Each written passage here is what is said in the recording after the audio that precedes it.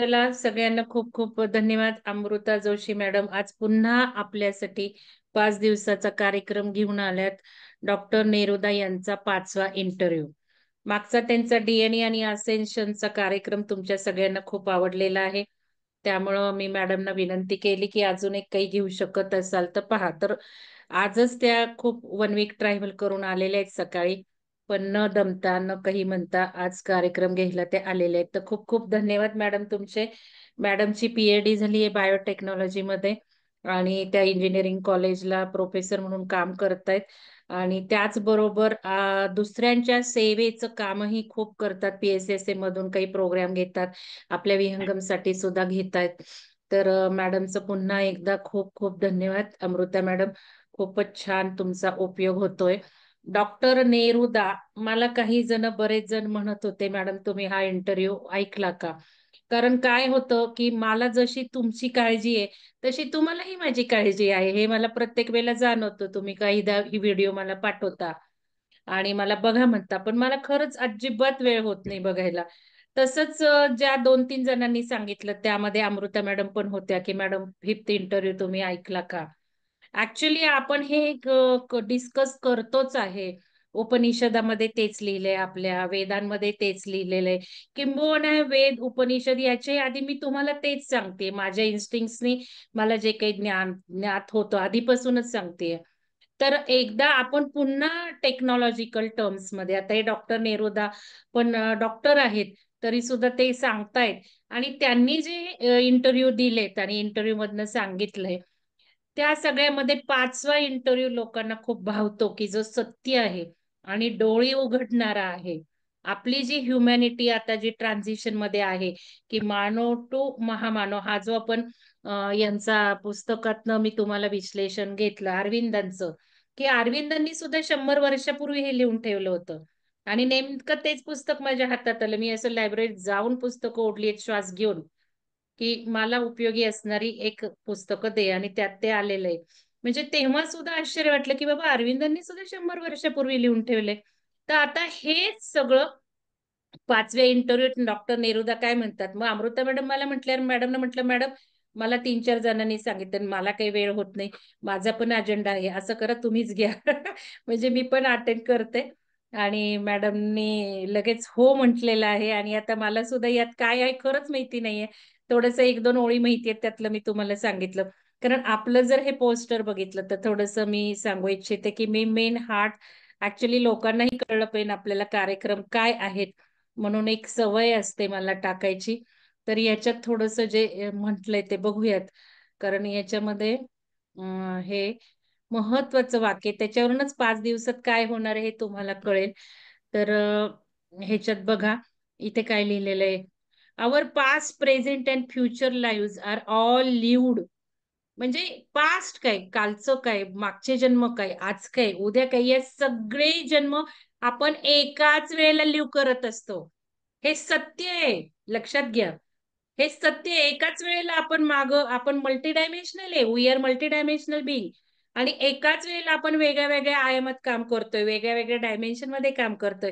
त्यामुळे 5व्या आयामात जायचं हे काही नवीन नाही. आपल्याला ऑलरेडी आपण काम करतोय वेगळ्या वेगळ्या आयामातून.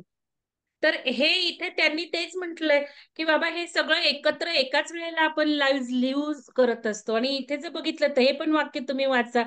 5th इंटरव्ह्यू काय म्हणतो, तर फंडामेंटल डिसेप्शन आहे. बेसिक जे आपली लाईफ आहे ना ती एकदम आपल्याला किती मृगजळात टाकणारी आहे, मॅट्रिक्स मायाजळात टाकणारी आहे, हेच इथे म्हटलेलं आहे.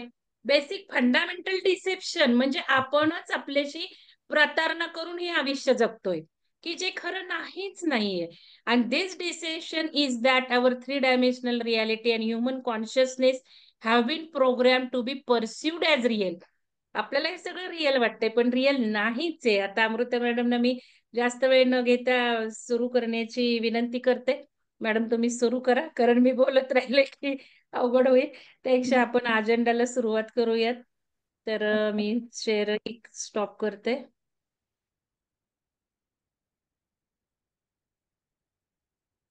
थँक्यू सो मच मंगल मॅडम.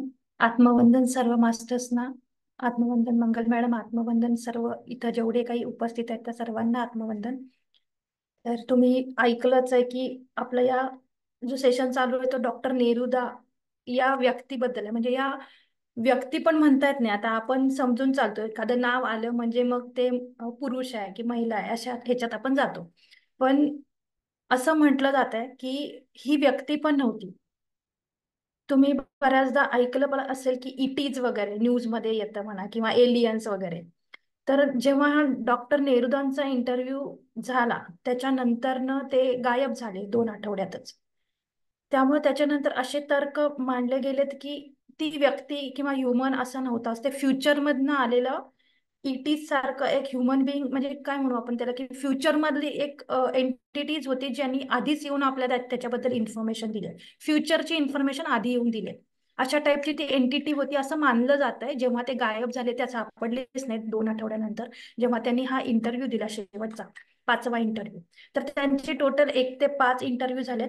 तर आपण त्यातला 5वा बघणार आहे. याचं कारण म्हणजे आता तुम्ही म्हणाल की मग पहिल्या 4 मध्ये काहीतरी असेल मग ते काय नाही बघणार वगैरे असे प्रश्न येऊ शकतील. पण पहिले जे 4 होते त्याच्यात जे काही त्यांनी सांगितलं ते इन्फॉर्मेशन जी काही इंटेलिजन्स ऑर्गनायझेशन्स असतात त्याच्याबद्दलची माहिती आहे. आणि मेन जो 5वा इंटरव्ह्यू आहे ज्याच्यात आपल्या माणसाचं जे रहस्य आहे, जे मेन त्या डॉक्टर नेरुदांना आपल्या सगळ्यांपर्यंत पोहोचवायचं होतं, त्याचा जो सार म्हणा किंवा जे महत्वाची इन्फॉर्मेशन आहे ती 5व्या इंटरव्ह्यू मध्ये. म्हणून त्यांनी जेव्हा हे काही 1 ते 5 इंटरव्ह्यू जे काही दिले त्या सारा नावाच्या जी जर्नलिस्ट होती किंवा पत्रकार म्हणून आपण तिला, जेव्हा इंटरव्ह्यू तिने घेतले हे सगळे, तेव्हा त्यांनी परमिशन दिली रेकॉर्ड वगैरे करायला. पण त्यांनी एक सांगितलं होतं की 1 ते 4 इंटरव्ह्यू तू कर पब्लिश, पण 5वा इंटरव्ह्यू आहे तो मी सांगेल तेव्हाच पब्लिश करायचा, तोपर्यंत नाही करायचा. मग हा जो इंटरव्ह्यू आहे 5वा इंटरव्ह्यू तो त्यांनी त्या साराने घेतला होता डॉक्टर नेरुदांचा 2 जानेवारी 1998च्या वेळी. आणि तो पब्लिश झालाय 4 मार्च 2014ला. तोपर्यंत हा इंटरव्ह्यू किंवा त्याची इन्फॉर्मेशन कोणालाच माहिती नव्हती की 5वा इंटरव्ह्यू झालाय आणि त्या 5व्या इंटरव्ह्यूत काय सांगितलंय त्या डॉक्टर नेरुदांनी ते. तर त्यांची ती कंडिशन होती. तर त्या कंडिशन घालण्यामागचं रिझन असं होतं किंवा ह्या सारानं जेव्हा हे सगळे इंटरव्ह्यू घेतले, रेकॉर्ड केले, तेव्हा तिनं विचारलं की का तेव्हाच का पब्लिश करायचं, आता तुम्ही दिलंय सगळी माहिती, तर तेव्हा का करायचं, आता का नाही करायचं. तर ते म्हटले की हे कळण्यासाठी आपली जी कॉन्शियस लेवल आहे, आता आपल्याला कॉन्शियस म्हणजे पण माहिती आहे. हेच जरा मागे जाऊन बघितलं, आपण स्वतःला बघितलं की आता आपण ध्यानात आलो, हे सेशन्स करतोय, आपली कॉन्शियस लेवल वाढली आहे. म्हणून आपल्याला कॉन्शियस म्हणजे चेतना म्हणजे काय हे माहिती झालंय. ह्या चेतनेच्या बद्दल आपल्याला जर 10 वर्षापूर्वी विचारलं असतं की सांग तुझी चेतना काय आहे किंवा किती आहे, तुला माहिती आहे का तुझी चेतना कुठे आहे, हे आपल्याला आपण सांगू शकत होतो का? आपल्यालाच माहिती, म्हणजे मला तरी माहिती नव्हतं की कॉन्शियसनेस असतो आणि त्याच्यामुळं आपलं जे काही ग्रोथ म्हणा किंवा ग्रास्पिंग किंवा आपल्याला जे ज्ञान मिळतं ते आपण ग्रहण करू शकतो. ज्ञान तर ह्याच्या आधी पण मिळत होतं, पण ते ग्रहण करण्याची जी क्षमता आहे ती त्या आपल्या कॉन्शियस लेवलवर अवलंबून असते. तर ही कॉन्शियसनेस जो आहे तोच आपल्याला आत्ता कळायला लागलाय कॉन्शियस म्हणजे काय. म्हणून डॉक्टर नेरुदांनी त्या साराला सांगितलं की मला काही प्रॉब्लेम नाही तुला पब्लिश कर म्हणून सांगायला, पण तो पब्लिश करण्यामागचा जो हेतू आहे, ज्यासाठी मी हे तुला सांगतोय, तो हेतू लोकांपर्यंत पोहोचण्यासाठी लोकांची क्षमता तेवढी पाहिजे ते ग्रास्प करण्याची, ग्रहण करण्याची. तेवढी त्यांची कॉन्शियसनेस वाढला पाहिजे आणि तो कॉन्शियसनेस 2014च्या वेळी येऊ शकतो किंवा तेव्हा येईल असं त्यांचं प्रिडिक्शन होतं. किंवा जसं म्हटलं की ते फ्युचर बिईंग मधनं आलेली एंटिटी होती जी आपल्याला आधी इन्फॉर्मेशन देत होती अर्थवरती. तर त्यामुळे त्यांनी सांगितलं की एवढी कॉन्शियस लेवल कोणाचीच नाही आहे धर्तीवर. ऑल ओव्हर वर्ल्ड मध्ये या पृथ्वीवर कोणाचाच कॉन्शियसनेस तेवढा नव्हता 2098ला, सॉरी 1998ला. म्हणून त्यांनी सांगितलं की 2014ला त्यांनी तारीख पण सांगितली होती की कधी पब्लिश करायचं वगैरे.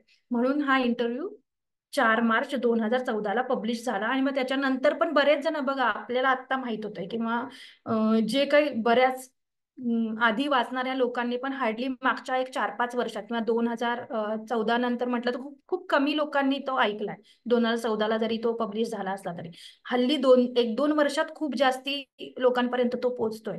का? कारण त्याची कॉन्शियसनेस जेवढी आवश्यक आहे तो इंटरव्ह्यू ग्रहण करण्यासाठी, ती माहिती आता पण आपण आता चालू केल्यावर पण तुम्हाला थोडंफार कन्फ्युजन होऊ शकतं किंवा कळणार नाही सुरुवातीला. पण आता इंटरव्ह्यू ऍज इट इज करणार आहे तो, त्याच्यात काही मॅनिप्युलेशन नाही करू शकत. कॉपीराईट्स आहेत जे की विंग मेकर्स नावाची जी साईट आहे त्यांनी त्याच्यावर डायरेक्ट लिहिलेलं आहे. आता मी PDF जी दाखवेन तुम्हाला त्याच्यात पण लिहिलंय त्यांनी, मी ते दाखवेन तुम्हाला आता स्क्रीन शेअर करेन तेव्हा.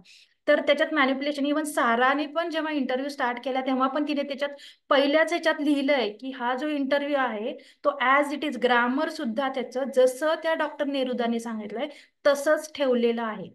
त्याच्यात माझं काहीही मॅनिप्युलेशन नाही आहे. आणि त्या विंगमेकर साईट्स वाल्यांनी पण कॉपीराईट्स मध्ये सांगितलं की तुम्ही तो शेअर करू शकता कोणालाही, पण स्वतःचं मॅनिप्युलेशन त्याच्यात करायचा अधिकार कोणाला नाहीये. तर एवढी महत्वाची माहिती त्या इंटरव्ह्यू मध्ये आहे की बघा, आपण आता एवढे ग्रंथ आतापर्यंत, म्हणजे जस्ट एक्झाम्पल देण्यासाठी म्हणून सांगते की आपण एवढे सारे ग्रंथ वाचतोय, असं कुठल्या ग्रंथात सांगितलंय का की सुरुवातीला ग्रंथ लिहिणाऱ्यांनी पण किंवा काय की बाबा तुम्ही मॅनिप्युलेशन करू नका. त्यांनी त्यांचा प्युअरनेस होता, त्यांना म्हणजे त्यांच्या आतमध्ये असा कधीच भाव आला नाही की हे मॅनिप्युलेट होईल. पण मधल्या काळात जे काही निगेटिव्ह एंटिटीज होत्या, डार्कनेस होता, त्यामुळं काय झालं, जो व्यक्ती ते बुक, ग्रंथ किंवा जे काही आहे ते वाचतो, त्याप्रमाणे त्याला जे समजलं त्याप्रमाणे तो मॅनिप्युलेट करत गेला. मग त्याचे बरेच व्हर्जन्स निघाले आणि त्याप्रमाणे आपले ग्रंथ आणि हे सगळं जे काही मोलाचं ज्ञान देणारं साहित्य आहे ते मॅन्युप्युलेट झालंय. म्हणजे भगवद्गीता पण मॅन्युप्युलेटेड आहे असं सांगितलं. म्हणजे जे कोणी तज्ज्ञ लोक आहेत ज्यांना माहिती आहे ऍक्च्युअल भगवद्गीता, ते सांगतात आणि त्याचे प्रूफ पण आहेत की त्याच्यात मॅन्युप्युलेशन झालंय. त्यामुळं डॉक्टर नेरुदांनी पण सांगितलं होतं आणि त्या सारांनी पण पहिल्यांदाच सांगितलं की याच्यात कुठल्याही प्रकारचं मॅन्युप्युलेशन मी केलेलं नाहीये. जसा त्यांनी ग्रामर पण व्याकरणासकट जसा आहे तसा मी तो इथे लिहिलाय किंवा रेकॉर्ड केलेला आहे. तर आता हा जो काय म्हणजे हे जे कोणी डॉक्टर नेरुदा आहेत, तर सुरुवात त्यांची कशी केली आहे की मी स्क्रीन शेअर करीन, तुम्हाला दाखवते की काय आहे. एकच मिनिट. तर डॉक्टर नेरुदा जे आहेत, ते डॉक्टर नेरुदा, जसं मी म्हटलं की व्यक्ती म्हणून आपण नावानुसार त्यांना म्हणू शकतो, पण ते फ्युचर मधनं आलेले होते. तर ही PDF आहे, द नेरुदा इंटरव्ह्यू म्हणून. 1 ते 5 5ही इंटरव्ह्यू ह्याच्यात आहेत, पण पहिले 4 मी म्हटलं तसं काही महत्वाचे नाही आहेत. आणि तुम्हाला मी सांगेन की याच्यात ठराविक शब्द आहेत ते रिपीटेडली घेतले जाते, ज्याचा तुम्हाला कदाचित अर्थ माहित नाही. मी सुरुवातीला सांगेन तुम्हाला. तर हे चित्र तुम्ही खूप व्यवस्थित बघून घ्या. म्हणजे मॅडमने पण पोस्टरवर बॅकग्राऊंडला टाकलेलं चित्र आहे. ह्या चित्रांमागून म्हणजे आता तुम्हाला यातनं काही कळणार नाही, पण जसं जसं आपण हा इंटरव्ह्यू पुढे पुढे जाईल ना, तसं तुम्हाला रिअलाइज होईल की या चित्रांमध्ये पण रहस्य आहे. म्हणजे जे काय त्या इंटरव्ह्यू मध्ये सांगितलंय ना, ते जसं आपण ऐकत जाऊ ना त्याप्रमाणे हे कळत जाईल. तर अशा पद्धतीनं हे डॉक्टर नेरुदांच्या इंटरव्ह्यूचं पहिलं पेज आहे. त्याच्यानंतर ना इथे कंटेंट लिहिलाय पहिला 1 ते 5 इंटरव्ह्यूचा. विंग मेकर्स नावाचं एक ऑर्गनायझेशन म्हणू शकता तुम्ही, त्यांनी हा पब्लिश केला इंटरव्ह्यू. आणि इथे कॉपीराईट्स, मी आता जसं म्हटलं ना, copyright disclosure of the Neruda interview लिहिलं. तर you are free to share, copy and redistribute the material in any medium or format. म्हणजे तुम्ही हे रिडिस्ट्रीब्यूट करू शकता कुठल्याही फॉर्मॅटमध्ये. पण त्याच्या खाली तुम्ही मागितलं इथे license terms, attributions and non commercial, म्हणजे कमर्शियली तुम्ही काही करू शकत नाही त्याच्याशी रिलेटेड. नो डेरिव्हेटिव्ह, म्हणजे मिक्स काय करायचं नाहीये, आपलं मॅनिप्युलेशन काही करायचं नाहीये, त्यासाठी कॉपीराईट्स आहेत त्यांचे. त्यामुळे जे काही नॉलेज आहे ते प्युअर सगळ्यांपर्यंत पोचावं, हाच त्याच्या मागचा एक हेतू होता डॉक्टर नेरुदांचा. तर ही सारा, इथे बघा, Sara notes on doctor Neruda return May 27, 1998, 27 मेला हा हे लिहिलंय त्यांनी. ऍक्च्युली इंटरव्ह्यू त्यांनी जेव्हा केव्हा घेतला, पण हे त्यांनी लिहिलंय हे 27 मेला.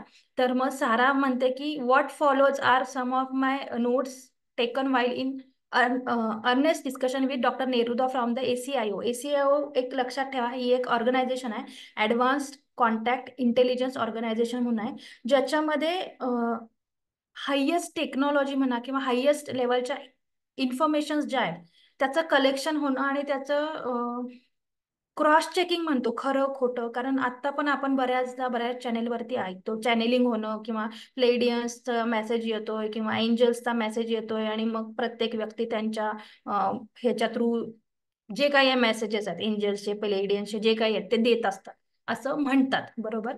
मग ते खरं आहे का आपल्याला माहिती आहे का? नाही, आपण विश्वास ठेवतो. जसं की अटलांटिस वाल्याने विश्वास ठेवला, याच्यात पुढं तेच आहे सगळं. कदाचित तुम्ही ऐकलं पण असेल मॅडमच्या तोंडातून किंवा मध्यंतरी कुठल्या तरी ह्याच्यात.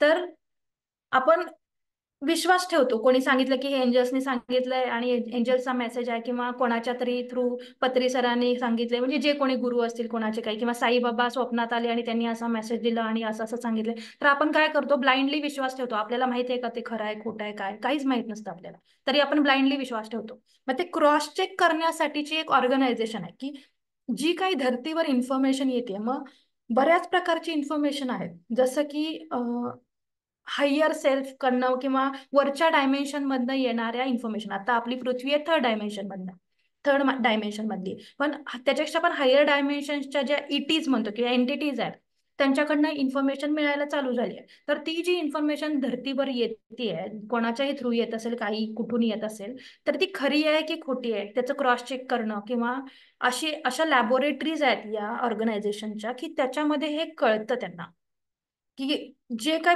पोहोचतंय आता पृथ्वीवर ते खरं पोहोचू देत, म्हणजे त्याचं मॅन्युप्युलेशन नको व्हायला असं त्यांना वाटतंय. म्हणून त्या त्या ऑर्गनायझेशन मध्ये पुन्हा त्यांचे लेवल्स वगैरे बरंच डिटेल्स मध्ये 1 ते 4 इंटरव्ह्यू मध्ये त्यांनी दिलेलं आहे. तर इथं फक्त थोडक्यात सांगेन आपल्या 5th इंटरव्ह्यूला कळण्यासाठी म्हणून.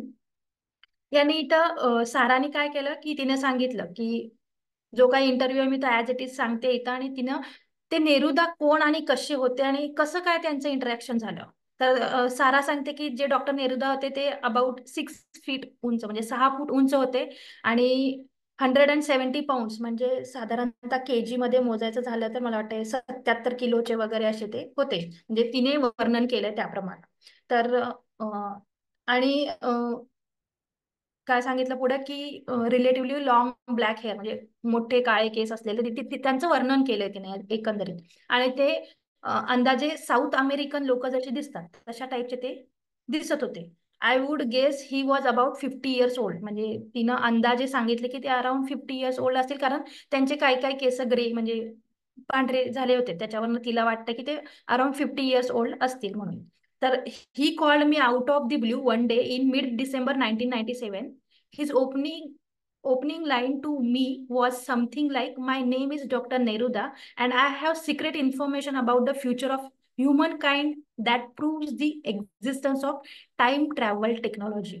तर बघा, जे कोणी न्यूज चॅनल न्यूज रिपोर्टर वाले असतात त्यांना कोणी तरी सांगितलं की माझ्याकडं अशी एक महत्वाची इन्फॉर्मेशन, सिक्रेट इन्फॉर्मेशन आहे, तर त्यांचे कान एकदम असे उघडले जातात ना, की कारण त्यांचं प्रोफेशनच असतं की लोकांपर्यंत नवीन नवीन न्यूज पोहोचवायचं. तर सेम साराचं प्रोफेशन पण तेच होतं. आणि अचानक मिड डिसेंबर 1997 मध्ये एक दिवशी हा माणूस येऊन या वर्णनाचा तिला भेटतो, आणि तो तिला म्हणतो की माझं नाव डॉक्टर नेरुदा आहे आणि माझ्याकडं खूप महत्वाची इन्फॉर्मेशन आहे जी की भविष्यातल्या माणसाबद्दलची आहे, आणि जी प्रूव्ह करते की टाइम ट्रॅव्हल टेक्नॉलॉजी आहे म्हणून.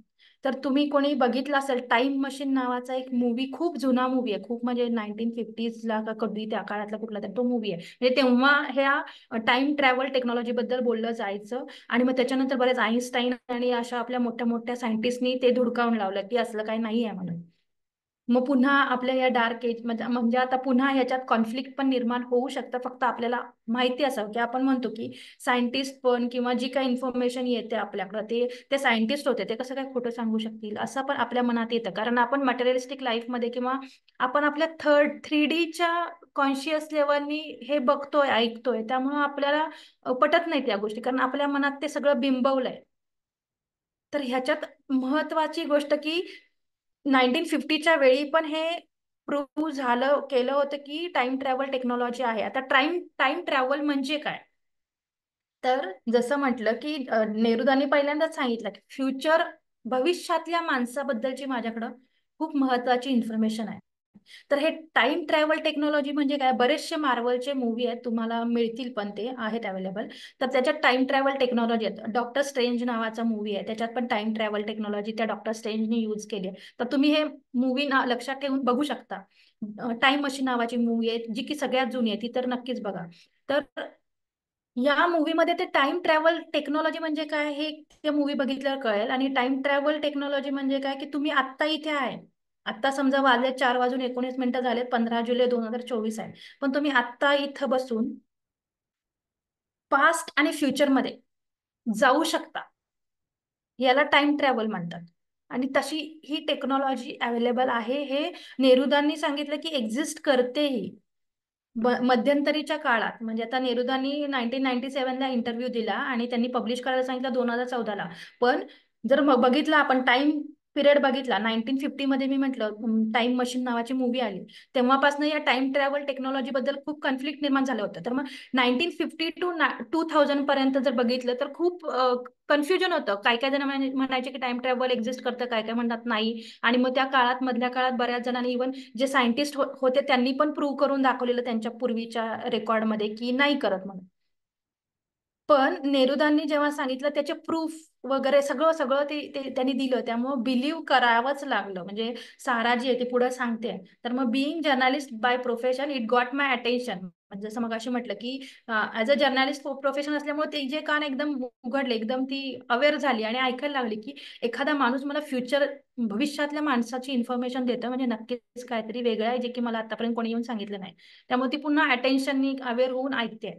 So whole time I spent on the phone with him, my skeptical nature was in high gear. जसं की म्हटलं की एकदम इंटरेस्ट घेऊन ती ऐकायला लागली. आणि I always assume stories of the fantastical nature are false in reality, though the perceiver can think them to be true. म्हणजे जसं आपण म्हणतो ना की एखादं कोणी असं सांगायला लागला तर आपण अवेअर पण राहतो, पण आपल्याला वाटतं की खरं आहे नाही आहे, ऍज अ गोष्ट म्हणून पण ऐकू शकतो ना आपण, काहीतरी गोष्ट असेल असं टाईपमध्ये ती कन्सिडर करते.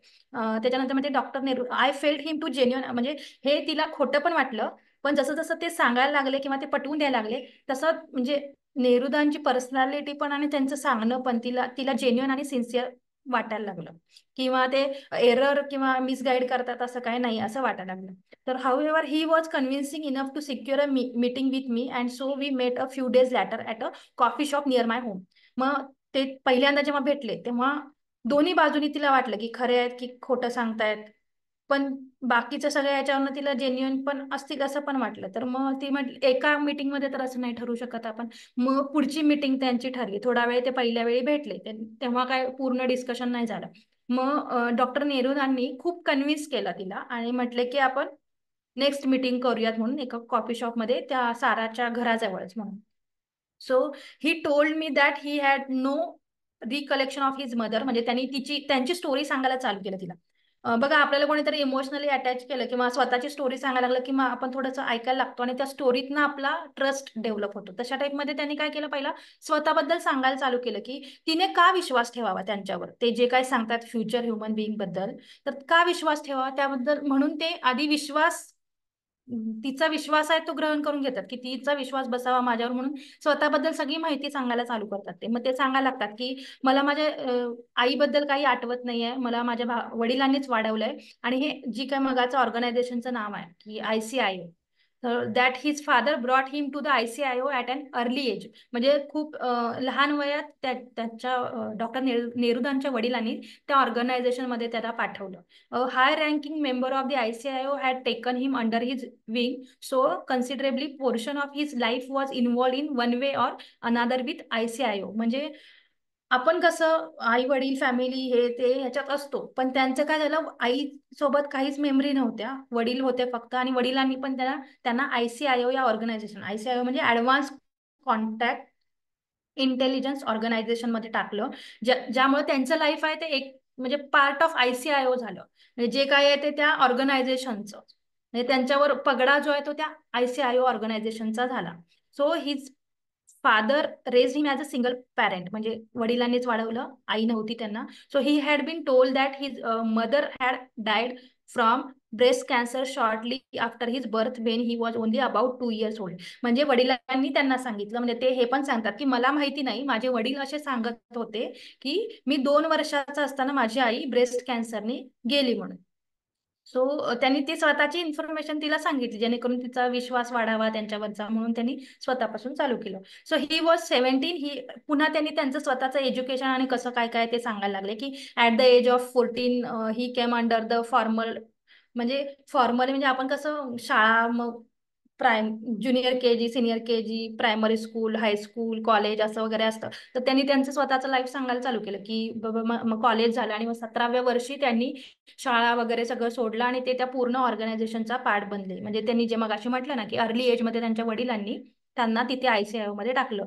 So he said that at that time it was simply called the NSA special project laboratory and was un unacknowledged department of the NSA. आता त्या ICIO ऑर्गनायझेशन बद्दल डॉक्टर नेरुदा सांगतायत की काय होतं ते ऑर्गनायझेशन. तर त्याच्यामध्ये त्यांनी सांगितलं की एकतर अनएक्नॉलेजेबल डिपार्टमेंट ऑफ द NSA म्हणजे NSA पण एका ऑर्गनायझेशनचा पार्ट आहे. तर हे जे ICIO जे आहे ते स्पेशल प्रोजेक्टच्या लॅबोरेटरीशी कनेक्टेड होतं. जसं मी मगाशी म्हटलं लाय डिटेक्टर वगैरे मशीन आपल्याला माहिती आहे. क्राईम ब्रांच वगैरे असतात, पोलीस वगैरे असतात, ते वापरतात क्राईम ब्रांचला वगैरे की माणूस खोटं बोलतोय कसा वगैरे होता तेव्हा त्याच्यासाठी लाय डिटेक्टर वापरलं होतं. आपण न्यूज मध्ये बघितलं असेल की माणूस खरं बोलतोय की खोटं बोलतोय, त्याला प्रश्न विचारले जातात आणि ते लाईट डिटेक्टर त्याला त्याच्या बॉडीला कनेक्ट केलं जातं. तर आतल्या नर्व्स किंवा जे काही आपल्या बायोलॉजिकल ऍक्टिव्हिटीज आहेत त्याच्यावरनं जर तो खोटं बोलत असला तर आतले जे काही आपले सेल्स आहेत ते अपोजिट रिॲक्ट करतात आणि ते लाय डिटेक्टर डिटेक्ट करतं की नाही हा खोटं बोलतोय. तर तशा टाईपचे इन्स्ट्रुमेंट त्या लॅबोरेटरीमध्ये होते, कारण ती खूप ऍडव्हान्स आणि स्पेशल लॅबोरेटरी होते ज्याच्यात की हे वर्ण बाकीच्या ग्रहांवरनं मिळणारी इन्फॉर्मेशन जी अर्थवर येते याचं क्रॉस चेकिंग व्हायचं. त्यामुळे ती खूप हाय लेवलची लॅबोरेटरी आहे. तर त्या लॅबोरेटरीशी ते कनेक्ट झाले. मग त्या लॅबोरेटरी बद्दल त्यांनी इन्फॉर्मेशन सांगायला चालू केलं. देन ते म्हणतात की जसं बाकीचे फिजिक्स वगैरे शिकले, फिजिक्स लाईफ सायन्सेस, तसं मी ते न काही शिकता मी डायरेक्ट त्या लॅबोरेटरीमध्ये शिकलो जे काही आहे ते. So he started that he believed himself to have possessed average intelligence until he began his training and internship. मग जोपर्यंत त्या ऑर्गनायझेशन मध्ये त्यांचं ट्रेनिंग म्हणजे इंटर्नशिप म्हणून ते जायला लागले, जोपर्यंत त्यांचं ट्रेनिंग चालू झालं नव्हतं तोपर्यंत ते स्वतःला ऍव्हरेज पर्सन, जसं की आपण म्हणतो ना शाळेत हुशार विद्यार्थी, ढ विद्यार्थी आणि ऍव्हरेज स्टुडंट, तशा टाईपमध्ये त्यांनी स्वतःला कॅटेगराईज केलं की जोपर्यंत ही इंटर्नशिप चालू नव्हती झाली तोपर्यंत मी स्वतःला ऍव्हरेज इंटेलिजन्सच मानत होतो किंवा मी तसाच होतो. So he said that they had technologies that stimulated certain aspects of the central nervous system and brain that increased raw intelligence by as much as 500%. म्हणजे त्यांनी काय सांगितलं की त्या लॅबोरेटरीमध्ये अशा टेक्नॉलॉजीज होत्या की आपली जी नर्वस सिस्टीम आहे किंवा ब्रेनची जी काही सिस्टीम आहे, नर्व्स आपल्या सगळ्या कनेक्टेड आहेत ना, पूर्ण जाळ आहे नर्व सिस्टीमचा आपल्या बॉडीमध्ये, तर त्याचं फ्रिक्वेन्सी म्हणा किंवा त्याची कपॅसिटी ते 500% इन्क्रीज करण्याची टेक्नॉलॉजी त्या लॅबोरेटरीमध्ये होती. So in addition he claim that there was a genetic implant technology that increase the ability to memorize and retain information to the point where the entire scientific core of the ACIO had perfect photographic memory. म्हणजे त्या लॅबोरेटरीमध्ये अशा काही technology होत्या की genetic implant. आता implant म्हणजे काय, तर खूप साऱ्या वेळा येईल हा इम्प्लांट हा शब्द. तर इम्प्लांट म्हणजे जसं आपण मोबाईलमध्ये सिम कार्ड घालतो, बरोबर, आपण नवीन मोबाईल आणला आणि तो मोबाईल आपण वापरायला घेतला तर फक्त त्यातले फंक्शन म्हणजे जास्तीत जास्त तुम्ही कॅमेरा वापरू शकता किंवा त्याच्यातले जे फंक्शन आहे ते बघू शकतो, पण ऍक्च्युअल आपला मोबाईल चालू कधी होतो, जेव्हा आपण त्याच्यात सिम कार्ड घालतो एखाद्या कंपनीचं, वोडाफोन, आयडिया, BSNL जे काही आहे ते. तर ते जे सिम कार्ड घालतो तेव्हा सिम कार्ड घातल्यानंतर ऍक्च्युअल फोन चालू होतो. म्हणजे काय केलं आपण, त्या फोनमध्ये सिम कार्ड इम्प्लांट केलं. तर मेन जी काही चिप आपल्या सिम कार्डला आपण बघतो ती सोनेरी जी काही चिप आहे, तशा टाईपचं जे त्याच्यात इन्फॉर्मेशन आहे खूप सारी, किंवा जे काही रेझोनन्स किंवा आपण म्हणतो ना नेटवर्क कॅप्चर करायची जी कपॅसिटी आहे ती त्या गोल्डन कलरच्या चिप मध्ये असते, सिम कार्ड मध्ये असते. आणि जेव्हा ते सिम कार्ड आपण मोबाईल मध्ये घालतो तेव्हा ऍक्च्युअल मध्ये आपला मोबाईल ज्या कामासाठी मोबाईल बनवलाय तो यूज होतो, बरोबर. तर अशा पद्धतीनं इम्प्लांट्स टेक्नॉलॉजी त्या लॅबोरेटरी किंवा त्या ऑर्गनायझेशन मध्ये होती की ते आपलं नॉलेज किंवा जे काही आहे इन्फॉर्मेशन, मेमरी, ह्या सगळ्या इन्क्रीज करायचं टेक्नॉलॉजी त्या लॅबोरेटरीमध्ये होती. आणि entire scientific core of ICIO had preferred photographic memory. म्हणजे त्यांनी सांगितलं की जसे रूल असतात म्हणा किंवा एखादा सिनियर, म्हणजे आपण जर कुठल्या कॉलेजमध्ये असो, आपण जर पहिल्या वर्षीला जात असू तर आपण काय करतो की थोडे दिवस गेल्यावर काही कळालं नाही तर आपण सेकंड इयरला जे गेलेले असतात किंवा आपले सिनियर असतात त्यांना विचारतो ना. तशा टाईपमध्ये ह्यांनी काय सांगितलं की जे काही इन्फॉर्मेशन आहे तर ती जी काही इन्फॉर्मेशन म्हणजे त्या रूल जो म्हणू शकतो आपण की त्या ICIOचा रूल काय आहे की मॅक्झिमम लेवलला ते फोटोग्राफिक मेमरी जी आहे त्याच्या थ्रू परफेक्ट जे काय सायंटिफिक नॉलेज जे काय आहे ते मिळवतात. So this enable them to build their group intelligence beyond the genius of any one individual. आणि ते बिलीव्ह काय करतात, ग्रुपनी जे काही इंटेलिजन्स आहे त्याच्या म्हणजे एकाची एनर्जी आणि 100 जणांची एनर्जी त्याच्यात फरक आहे ना, त्याप्रमाणे तो म्हणतात की ते म्हणतात की तिथं तशा प्रकारे ते बिलीव्ह करतात. So this technologies he claim were of extra terrestrial origin derived from a friendly source that had been visiting earth for thousands of year. तर अशा पद्धतीचे जे काय एक्स्ट्रा टेरिस्टेरियल ओरिजिन डिराइव्ड आहेत किंवा आहेत ते फ्रेंडली सोर्स आहेत, ते काय करतात अर्थवर व्हिजिटिंग थाउजंड्स इयरच्या आधीपासून ते व्हिजिट करतात. But had arrangement with the ICIO dating from 1959 that were secret even from our government and its intelligence agency. म्हणजे ते सांगतात की थाउजंड्स इयरच्या पण आधीपासून असे खूप सारे एक्स्ट्रा टेरिस्टेरियलचे ओरिजिन असलेली जे टेक्नॉलॉजी आहेत किंवा इन्फॉर्मेशन्स आहेत त्या पृथ्वीवर येत आहेत हजारो वर्षांपासून. पण 1959 पर्यंत किंवा 1959 पासून they were secret even from our government. म्हणजे 1959 पासून ते सिक्रेट ठेवायला लागले. म्हणजे हे ICIO ऑर्गनायझेशन बद्दल सांगतात की ICIO ऑर्गनायझेशन पण ती सिक्रेट ठेवायला लागली आपल्या गव्हर्नमेंट आणि इंटेलिजन्स एजन्सी पासून.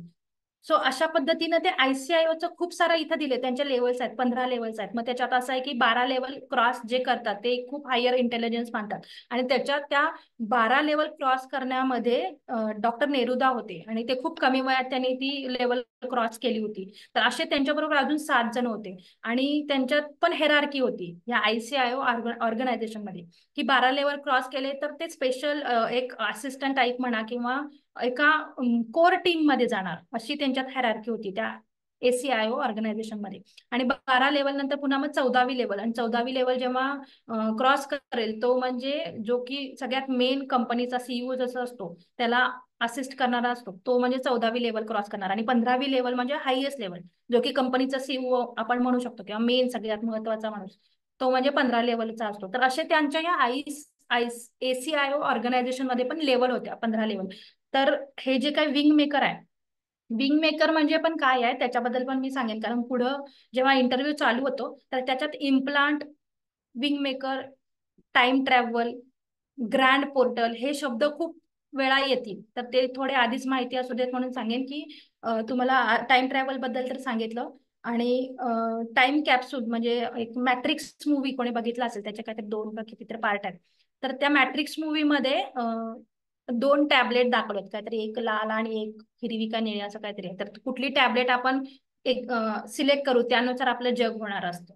तर अशा टाईप मध्ये तर ते टाइम कॅप्सूल्स जे आहेत, तर हे विंग मेकर म्हणजे काय, टाइम कॅप्सूल जे तयार करतात ते म्हणजे विंग मेकर. आणि टाइम कॅप्सूल म्हणजे काय, तर समजा एखादा डबा आहे आणि त्या डब्यामध्ये आपण आत्ताची इन्फॉर्मेशन साठवतोय जे की फ्युचर मध्ये लोकांना उपयोगी पडावी. जसे की आपले वेद किंवा ग्रंथ आहे किंवा आयुर्वेदाच्या बद्दलची माहिती आहे की त्यांनी ती ठेवली लिहून, म्हणून आपण आता ती वापरू शकतो किंवा आपल्याला कळते की त्या काळात हे हे होतं आणि हे नाही वगैरे. तशा टाईप मध्ये टाइम कॅप्सूल म्हणजे इन्फॉर्मेशन असणं फ्युचर मधली किंवा पास्ट मधली, त्याला टाइम कॅप्सूल म्हणतात. आणि विंग मेकर म्हणजे ते टाइम कॅप्सूल तयार करणारे म्हणजे काय की त्या डब्यात ती जी काही टाइम कॅप्सूलची माहिती आहे ती साठवून ठेवण्यासाठी जे काही हेल्पफुल किंवा हेल्प करतात ते म्हणजे विंग मेकर. तर अशा पद्धतीने हे जे काही आहे ते तुम्ही फक्त लक्षात ठेवा, कारण ते पुढच्या आपल्या इंटरव्ह्यूला लागणार आहे. तर अशा पद्धतीने त्यांनी इथे खूप जास्ती त्या ऑर्गनायझेशन बद्दल सांगितले. इव्हन पहिल्या 4 इंटरव्ह्यू मध्ये पण तेच खूप जास्ती आहे. तर आपल्याला महत्वाचं जे आहे तो इंटरव्ह्यू आहे, तर आपण तो इंटरव्ह्यू बघूयात.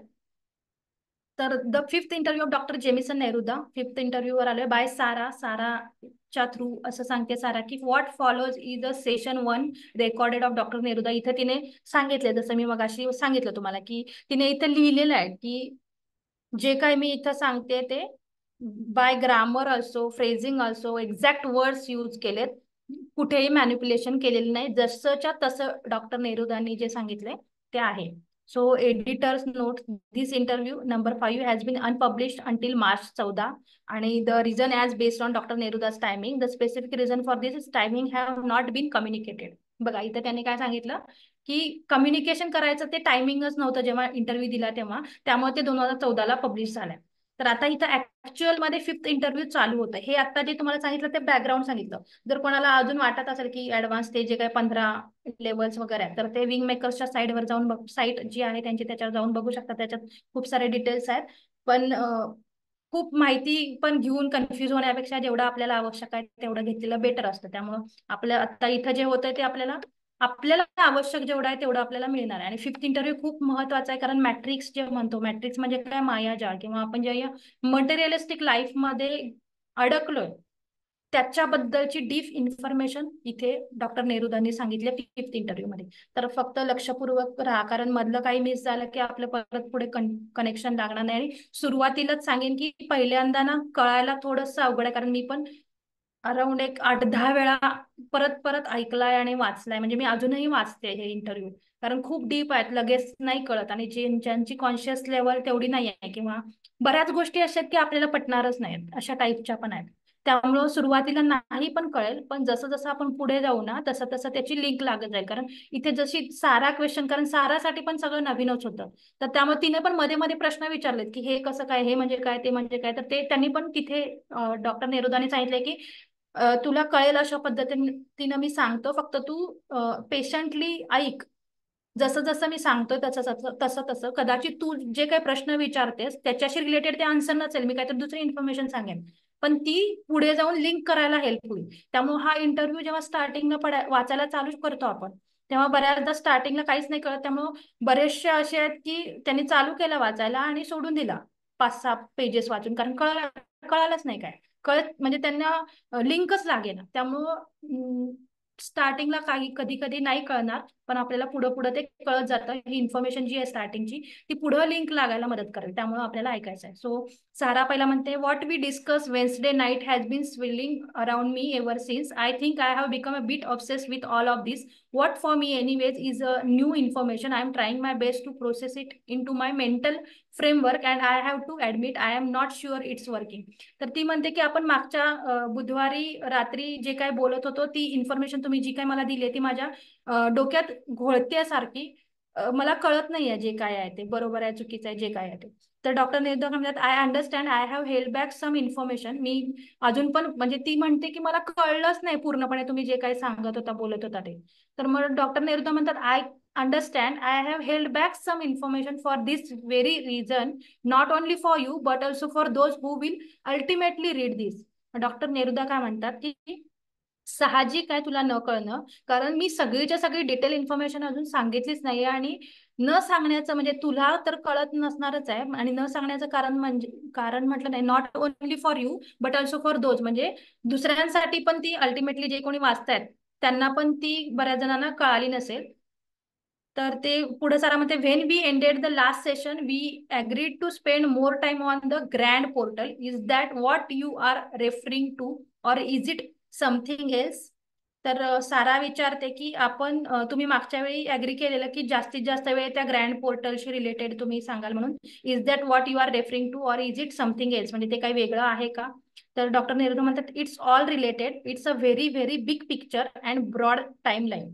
तर त्यांनी सांगितलं की हे खूप मोठं, म्हणजे ग्रँड पोर्टल म्हणजे खूप मोठी इन्फॉर्मेशन आहे. अँड ब्रॉड टाइमलाईन म्हणजे टाइमलाईन जे म्हणतो आपण आता, टाइम ट्रॅव्हल टेक्नॉलॉजी बद्दल बोलत होतो, तर त्या टाइम लाईनशी रिलेटेड हे ग्रँड पोर्टल खूप महत्वाचं आहे. तर can you share it now. Sara विचारते की तुम्ही आता सांगू शकाल का. तर डॉक्टर नेहरू म्हणतात, let's take it one part at a time. ते म्हणतात, थांब आधी एका वेळी एक बघूयात म्हणून. With your question I hope it will all come clear but I have to warn you that it will seem a little unwieldy or odd until the whole of it is out. ते म्हणतात की मी एक एक सांगेन, direct जर grand portal बद्दल सांगायला लागलो मी तर कळणार नाही कदाचित. त्यामुळे आपण वन बाय वन जाऊयात. आणि हो, म्हणजे ते म्हणतात की थांब म्हणून जरा हळूहळू कळेल तुला. तो सारा परत म्हणते की ओके ठीक आहे, where do you want to start, मग आपण सुरुवात कुठनं करायची असं विचारते. सो डॉक्टर नेरुदा म्हणतात की I think we need to go back to the beginning to understand the true context of the grand portal.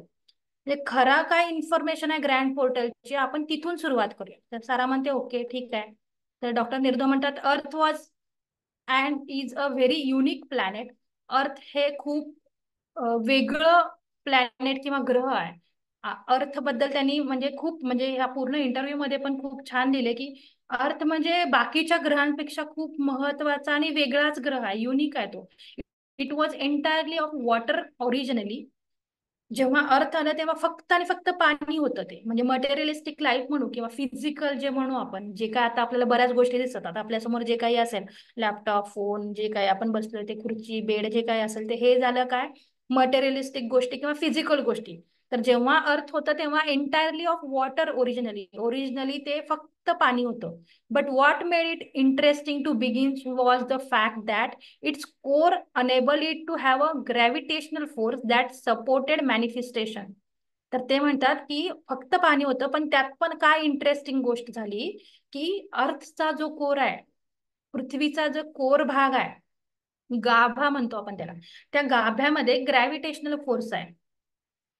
आपल्याला तर सगळ्यांना माहिती आहे वाचून किंवा ऐकून, गुरुत्वाकर्षण शक्ती ज्याला आपण म्हणतो, तर तो ग्रॅव्हिटेशनल फोर्स आहे. आणि त्याच्या मदतीनं मॅनिफेस्टेशन, आता बऱ्याच जणांनी ऐकलंय मॅनिफेस्टेशन म्हणजे काय आणि काय. तर मॅनिफेस्टेशन होतं, मॅनिफेस्टेशन म्हणजे आपण जे विचार करू किंवा बोलू त्याप्रमाणे ते फिजिकली फॉर्म होतं. म्हणजे फॉर एक्झाम्पल आपण जादू बघतो की तो जादूगार म्हणतो की आता बघा माझ्या हातात सोन्याचा बॉल तयार होईल, आणि तो तयार होतो. तर आपल्याला आश्चर्य वाटतं, बरोबर. तर त्या डॉक्टर नेरुदानी तसं सांगितलं की फक्त पाणी होतं, पण त्या अर्थच्या गाभ्यामध्ये त्या ग्रॅव्हिटेशनल फोर्समुळं मॅनिफेस्ट करण्याची ताकद होती किंवा मॅनिफेस्ट व्हायचं. तर मग सारा विचारते, what do you mean by manifestation. Doctor Neruda म्हणतात that it began to traverse from an interdimensional planet of sound frequency to a planet of matter, of physical matter. Its gravity producing core or nucleus was able to literally create the conditions that allow it to materialize itself over eons of time. म्हणजे त्यांनी काय सांगितलं की inter dimensional planet to to planet contact करायचं असेल तर फक्त sound frequency अस्तित्वात होती त्या प्लॅनेटवरती, किंवा फिजिकल काही नव्हतंच तिथं, फक्त साऊंड होतं. आणि काय व्हायचं, त्या फक्त साऊंड फ्रिक्वेन्सीतनं फिजिकल मॅटर त्या ग्रॅव्हिटेशनल एनर्जीच्या सहाय्यानं फिजिकल मॅटर तयार होतील, किंवा ते न्यूक्लियस वगैरे त्यांनी मेन्शन केले. म्हणजे मटेरियलिस्टिक जे काही आपल्याला हवं आहे, तर फक्त तेव्हा साऊंड एक्झिस्ट करत होता. साऊंड टू साऊंड जे काही कन्व्हर्सेशन म्हणा, फक्त साऊंड हे व्हायचं, बाकी काही नव्हतं. सो सारा विचारते की how do you know this history, तुम्हाला कसं काय माहिती ही सगळी हिस्ट्री, की फक्त पाणीच होतं आणि ग्रॅव्हिटेशनल फोर्स म्हणून मॅनिफेस्टेशन व्हायला लागलं, आणि साऊंडच फक्त होता, आणि साऊंड टू साऊंड फ्रिक्वेन्सी मधनं त्या ग्रॅव्हिटेशनल फोर्सच्या हेल्पनं फिजिकल मॅटर तयार व्हायला लागली. तर मग डॉक्टर नेरुदा म्हणतात there are record of this on the disc that was taken from the 23rd chamber at the ancient aero site. ते म्हणतात की ह्याचं रेकॉर्ड आहे. डिस्क म्हणजे आपलं सीडी वगैरे म्हणतो ना, किंवा आपण मगाशी म्हटलं की तो जो काही बॉक्स आहे ज्याच्यात इन्फॉर्मेशन आहे, त्याच्यात रेकॉर्ड आहे की 23rd चेंबर, जो की न्यू मेक्सिको नावाचं जे शहर आहे, तिथं हे 23 चेंबर्स मिळालेले आहेत. एन्शियंट एरो प्रोजेक्ट म्हणून झालाय. तुम्ही गुगल केलं तर कदाचित तुम्हाला त्याच्याबद्दल पण इन्फॉर्मेशन मिळेल. तर जेव्हा एन्शियंट एरो प्रोजेक्ट मध्ये तो त्यांना ते 23rd चेंबर मिळालं, तर त्या 23rd चेंबरच्या इथे एक कॅप्सूल, टाइम कॅप्सूल मिळाली. त्या टाइम कॅप्सूलच्या रेकॉर्डमध्ये हे सगळं आहे, असं ते डॉक्टर नेरुदा म्हणतात. But some of this we knew from other documents we have retrieved from the Sumerian record that have not been widely distributed. We have also had discussion with the cotium that bear this out. ते म्हणतात की त्या 23rd चेंबरच्या time capsule मधनं पण मिळाली, plus सेमिरियन नावाची एक रेस बीइंग, म्हणजे ह्युमन बिईंग्स, बाकीचे सुपर पॉवर्स म्हणतो त्यांची नावं घेतो, त्याप्रमाणे सुमेरियन नावाचे एक खूप जमात होती खूप वर्षांपूर्वीची, त्यांच्या रेकॉर्डमध्ये. आणि हे रेकॉर्ड जे सुमेरियन रेकॉर्ड आहे ते इझिली मिळत नाही कुठेही, किंवा सापडत नाही. तर त्या रेकॉर्ड मधनं आणि टाइम कॅप्सूल 23rd 23व्या चेंबर मधल्या टाइम कॅप्सूल मधनं, त्या रेकॉर्ड मधनं मला ही माहिती मिळाली. तर हे कॉर्टियम वगैरे ह्याच्याबद्दल एक पहिल्याच इंटरव्ह्यू मध्ये बरंच त्यांनी डिस्कस केलेलं आहे, किंवा इंट्रोडक्शन मध्ये पण. तर हे खूप डीप मध्ये, म्हणजे ते सगळ्या त्या ऑर्गनायझेशन रिलेटेड, प्रोजेक्टच्या रिलेटेड आहे. तर त्या एन्शियंट एरो प्रोजेक्ट जो आहे तो खूप महत्वपूर्ण ठरलाय. तर हे 23 चेंबर, तर ह्याचं कनेक्शन फक्त एक ऍडिशनल मी सांगते, हे या 5th इंटरव्ह्यूशी रिलेटेड नाहीये. फक्त मी त्याचं पुढचं ऍडव्हान्स कनेक्शन सांगेन की 23वा चेंबर म्हणजे आपल्या शरीरात असलेले 23 क्रोमोझोम. आणि जेव्हा हा एन्शियंट एरो प्रोजेक्ट चालू होता तेव्हा ते त्यांना पिलर्स मिळत गेले 23. तर त्या म्हणजे चेंबर म्हणजे काय पिलर सारखं, तर ते चेंबर जेव्हा मिळत गेले 23 चेंबर, तर त्यांना तो 23वा चेंबर जो आहे तो अर्धवट मिळाला. आणि तिथनं जाणार एक असं भुयारी टाईपचा मार्ग मिळाला जिथून माणूस नाही जाऊ शकत. या एन्शियंट एरो प्रोजेक्ट मध्ये त्यांना सापडलेलं मी सांगते. तर त्या भुयारातनं जाण्याचा मार्ग काहीतरी होता, एवढं इथपर्यंतचीच इन्फॉर्मेशन त्या एन्शियंट एरो प्रोजेक्ट मध्ये मिळाले. तर त्याचं कनेक्शन आता आपल्या शरीरात पण 23 क्रोमोझोम असतात. सायन्स, विज्ञान जे म्हणतो आपण, त्या विज्ञानाला फक्त 23 क्रोमोझोमच माहिती आहेत. आणि आपण ऐकून असेल की 21व्या क्रोमोझोम मध्ये प्लस मायनस जेव्हा होतं तेव्हा काय म्हणतात ते स्पेशल चाइल्ड जे असतात तसे जन्माला येतात.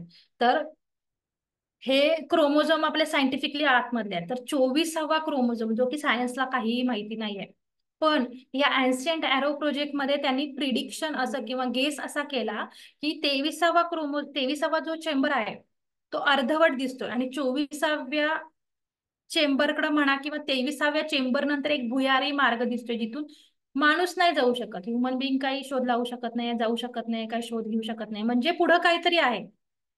मग तो 23वाचा आहे का 24वा आहे, म्हणजे त्यांचा अंदाज असा आहे की 24वा आहे. तर सायन्सच्या दृष्टीनं आपल्या शरीरात पण 23च क्रोमोझोम आहेत, सायन्सला माहितच नाही आहे. आणि जेव्हा आपण स्पिरिच्युअलिटी मध्ये ग्रो करू किंवा आपण आता म्हणतोय की आपण कार्बन बॉडीमध्ये आणि क्रिस्टल बॉडीमध्ये जाऊ, तर या क्रिस्टल बॉडीमध्ये आपण जाण्यासाठी ती जी काही इथरिक किंवा जी एनर्जी आहे आपल्याकडे, हाय एनर्जी लागेल, बरोबर. तर ती हाय एनर्जी बेअर करण्यासाठी आपली बॉडी पण तशी पाहिजे. तर ती बॉडी कधी निर्माण होईल, ती बेअर कधी करू शकेल हायर एनर्जी, जेव्हा हा 24 क्रोमोझोम ऍक्टिव्हेट होणार आहे, तेव्हा आपली बॉडी क्रिस्टल फॉर्म मध्ये तयार होऊन आपण पुढच्या डायमेन्शनला जाण्यासाठी जी काही एनर्जी लागणार आहे ती बेअर करू शकतो.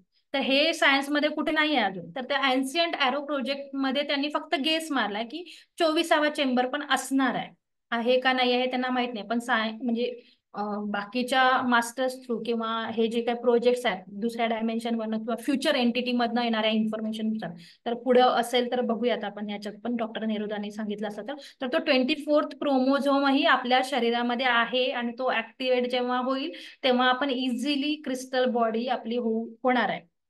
तर हे फक्त मी ऍडव्हान्स सांगितलं, इथे आता काही नाही आहे त्याच्याशी रिलेटेड, पुढे असेल तर माहित नाही, बघू. सो तर या एन्शियंट एरो बद्दल त्यांनी सांगितलं की ही इन्फॉर्मेशन त्या सारानं विचारलं की तुम्ही पृथ्वीबद्दलची जी काही इन्फॉर्मेशन सांगितली ती कुठून सांगितली, तर त्यांनी त्याचं प्रूफ सांगितलं, रेकॉर्ड कुठं आहे, रेफरन्सेस सांगितले. तर पुढे काय सांगते विचारते सारा की सो अर्थ started out as a water planet and it was not physical. म्हणजे सारा म्हणते की म्हणजे अर्थ जी आहे तिची सुरुवात आहे, ते जे काही प्लॅनेट होतं ते फक्त पाणी होतं, बाकी तिथं फिजिकल असं काहीच नव्हतं, असं विचारते.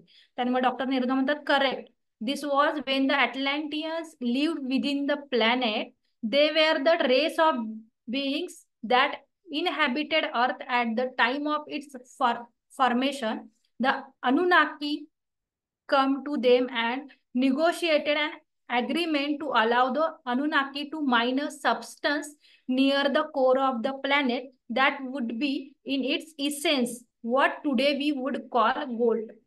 मग डॉक्टर नेरुदा सांगतात तू जे काही प्रश्न विचारलास तो बरोबर आहे की फक्त पृथ्वीच्या सुरुवातीला फक्त पाणी होतं, फिजिकल मटेरियलिस्टिक काहीच नव्हतं.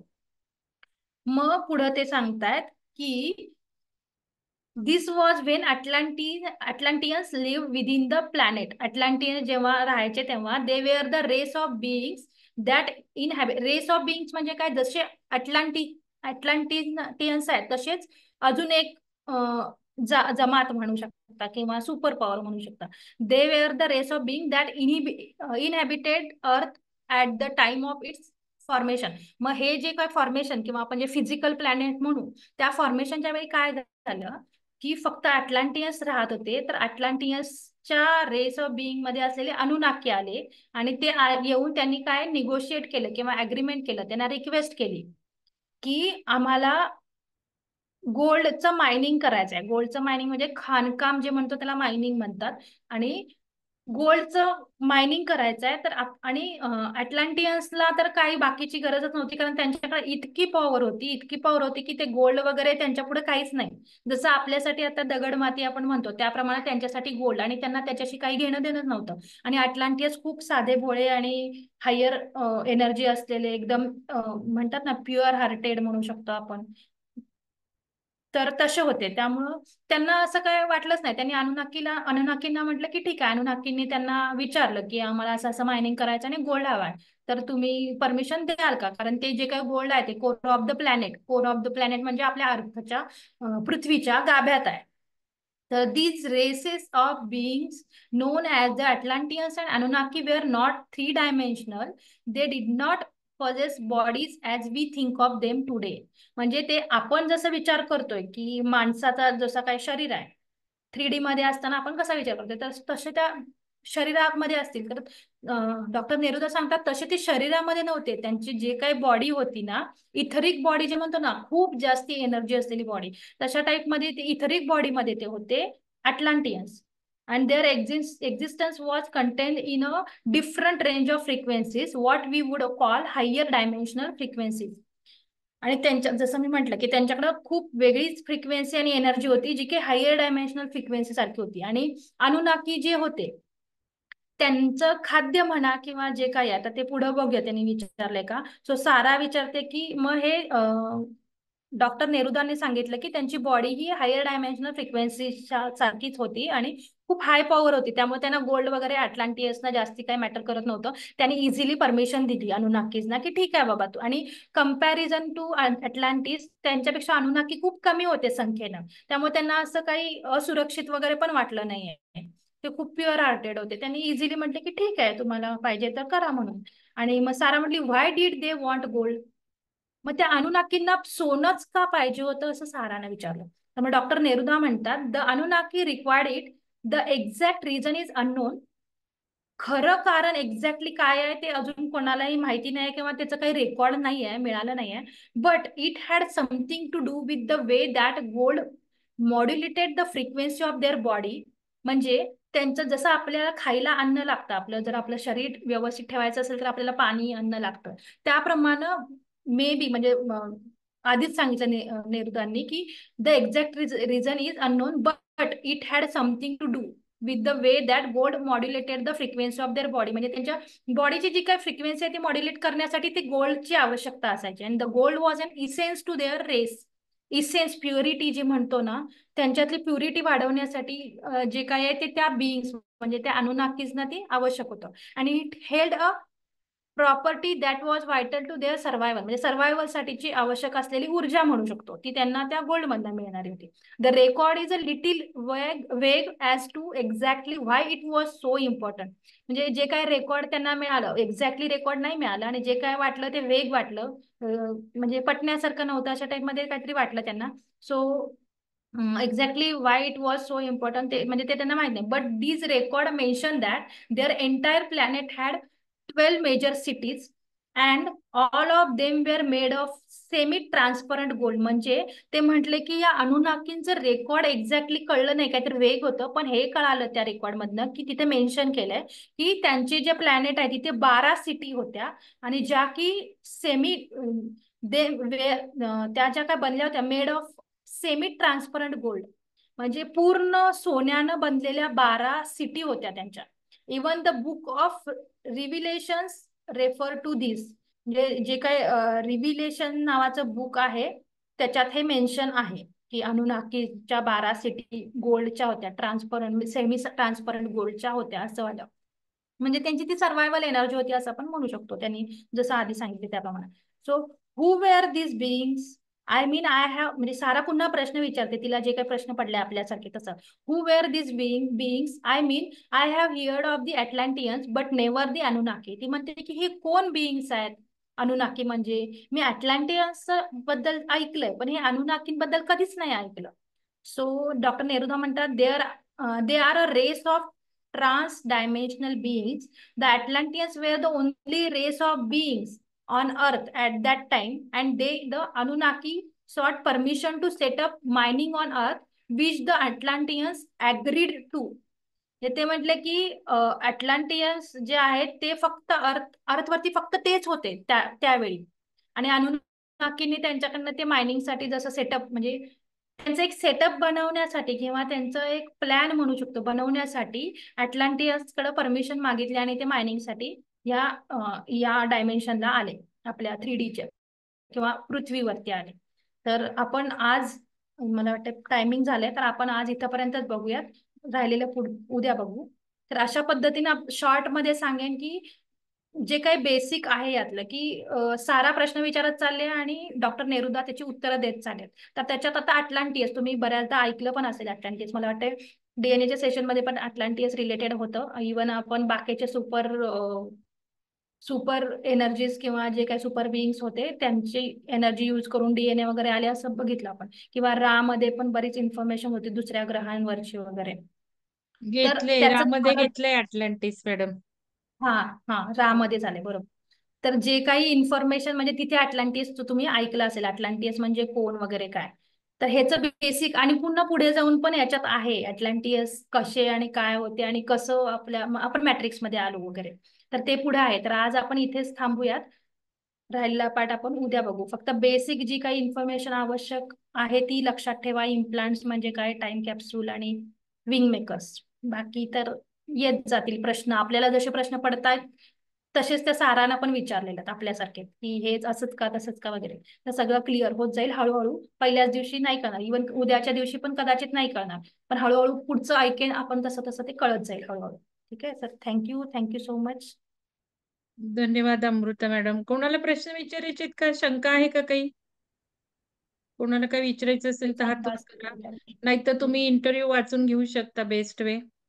काही हो. तुम्हाला जास्त कळेल अजून तर क्युरियोसिटी असेल तर वाचू शकता. पीडीएफ आहे मॅडम. तुम्ही हे पीडीएफ आपण पोस्ट करू शकतो का ग्रुपवर? हो पीडीएफ ला काही प्रॉब्लेम तुम्ही नाही. तुम्ही कराल आपल्या पोस्ट, ग्रुपवर आणि पाठवतो. काय पिक्चर सांगितले त्याच्या लिंक असतील तर तुम्ही आता हा ते आता हेच टाइम ट्रॅव्हल आणि टाइम कॅप्सूल मॅट्रिक्स मूवी असेल तर तुमच्याजवळ हँडी असेल तर तेवढंच ज्यांना क्युरियोसिटी आहे ते बघू शकतील. तर पीडीएफ खूप पाठवते खूप आणि काय पिक्चर आता असेल या ते मध्ये पण नाही आहेत, पण मला मिळाले की मी पाठवते ठीक जे आहे. काय आहे किंवा माझं. इतरांनी पण मदत करावी ना, लिहून घ्या हा तुम्ही पॉइंट्स. मी तुम्हाला आधीच सांगितले लिहून ठेवा, कारण हे आपल्याला सगळं लागणार आहे. आपल्याला हे जे नॉलेज आहे ते वेगळ्या वेगळ्या पद्धतीने आपण घेतोय. काही पॉइंट आपल्याला जे अपील होतात ते लिहून ठेवावेत. आता माझं एक पान भरलेलं आहे, तुम्ही किती लिहिले मला माहिती नाही, तर ते तेच. लिहिण्याची सवय ठेवा. दुसरं म्हणजे तुम्हाला जर काही पिक्चर मिळाले, मॅट्रिक्स म्हणा, टाइम ट्रॅव्हल म्हणा, टाइम कॅप्सूल, तर तुम्ही पोस्ट करू शकता ग्रुपवर रिलेटेड आपल्या कार्यक्रमाच्या, मॅडमने जे सांगितले ते. मी तर सजेस्ट करेन की पिक्चर बघितले ना त्यातनं खूप जास्त क्लिअर होईल हा, मॅट्रिक्स. आणि बघा तुम्हाला जे व्हिज्युअलायझेशन जमत नाही ना बऱ्याच जणांना, ते व्हिज्युअलायझेशन वाढेल तुमचं त्यांनी. आणि आता काय आपण आता हे जसं मॅडम म्हटलं पिक्चर बघून ठेवा, ते पिक्चरच खूप सेल्फ एक्सप्लेनेटरी आहे माहिती का. त्या पिक्चर मधनं बरचसं काही तुम्हाला इमॅजिनेशन्स क्लिअर कळणार आहे. होईल. तर पिक्चर बघा. हो. आणि खूप खूप धन्यवाद मॅडम, तुमच्या सर्वांचे धन्यवाद. मी पुन्हा एकदा आज सांगते की काही नवीन लोक आली आहेत, अनुराधा घुबे, तुम्हाला नाव घालायचे. हे जे कार्यक्रम आहेत ना आपले, ते फक्त विहंगमच्या मेंबरसाठी आहेत. तर विहंगमचे मेंबर तुम्ही बनलायत नाही बनलायत, नंबर घालणं, मंगल कुलकर्णी मॅडम किती जुने आहात तुम्ही, नंबर घाला. बघा मॅडमनी सुद्धा घातलाय, माझ्या मिस्टरनी सुद्धा घातलाय बघा. हं, म्हणजे ओके, घालेल फक्त मॅडम, घाल. आम्ही बॉडीवर असल्यामुळे आम्हाला, मिस्टर बघा हे म्हणते बघा एक नंबर. त्या नंबरला ना काही महत्व आहे माहिती का, आणि ते नियम पण आहे आपला हम्म. दुसरा म्हणजे. तर तुम्ही कृपया नंबर घालत चला सगळ्यांनी. चला आता उद्या भेटूयात, क्युरियोसिटी आता लागलेली आहे. कोइन्सिडन्स मॅडम, रेकॉर्डिंग केलेलं कोइन्सिडन्स आहे मॅडम, सांगेन काही प्रॉब्लेम कोइन्सिडन्स. नाही ना रेकॉर्डिंगचं? रेकॉर्डिंग केले काही प्रॉब्लेम नाहीये ना? नाही काय नाही. हा ठीक आहे. तुम्ही काय म्हणत होता आता? मी म्हणते कोइन्सिडन्स म्हणजे आता 180 माझा नंबर 180 आहे. फिफ्थ इंटरव्ह्यूच्या पीडीएफ मधल्या पेजचा नंबर पण 180 आहे. जस्ट बघा, आता मी टाकल्यात. तुम्हाला मी सांगते आणि अजून पुढचं सांगते. मला ना काही जास्त गोष्टी बोलायला आवडत. मी ना तुम्हीचं नाव दोनदा तीनदा वाचत असते कार्यक्रमातून. त्यामुळे माझे जे ते व्हायब्रेशन आहेत ना, ते नंबरशी जास्त महत्वाचे आहेत. आणि तुम्ही नंबर नाही घातला ना, माझं तुमचं कनेक्शन होत नाही. हे पण मी तुम्हाला आज सांगते.